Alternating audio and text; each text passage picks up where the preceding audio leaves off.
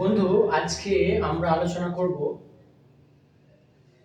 হোমিওপ্যাথিতে সবথেকে গুরুত্বপূর্ণ একটা মেডিসিন, যে মেডিসিনটি মানুষের হার্ট অ্যাটাক হলেও সেটিকে আবার হার্টটিকে সবল করে দেয়, হার্টটির আবার কার্যক্রম ফিরিয়ে আনে।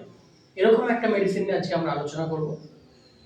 খুবই গুরুত্বপূর্ণ মেডিসিন, যে মেডিসিনটির নাম হলো অ্যাকোনাইট ন্যাপ 30 বা 200 বা 180।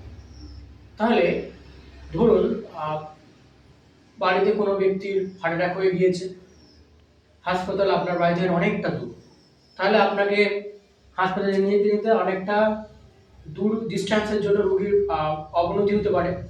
তাই আপনার বাড়িতে যদি এই মেডিসিনটি থাকে তাহলে কিন্তু আপনার পেশেন্টের হার্ট অ্যাটাকটা আবার ঠিক হয়ে গিয়ে পেশেন্ট আবার আগের অবস্থায় ফিরে আসবে। তো এই ওষুধটা কিভাবে আপনি প্রয়োগ করবেন সেটা এবার বলছি।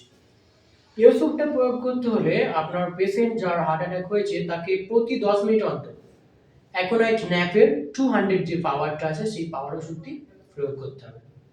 প্রতি 10 মিনিট অন্তর আপনাকে প্রয়োগ করতে হবে, যতক্ষণ না পর্যন্ত রোগীটা স্থিতিশীল অবস্থায় আসছে। রোগীর সঠিকভাবে ঠিক না হলে আপনি এটাকে প্রয়োগ করতেই পারেন। এটি হচ্ছে হোমিওপ্যাথি একটা এমার্জেন্সি মেডিসিন। এই মেডিসিনটির এবারে আমি লক্ষণগুলি বলবো। এই মেডিসিনটি কখন প্রয়োগ করা উচিত?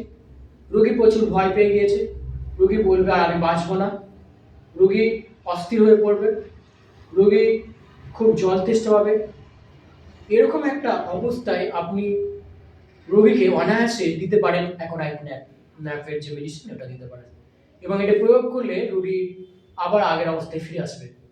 Thank you for watching.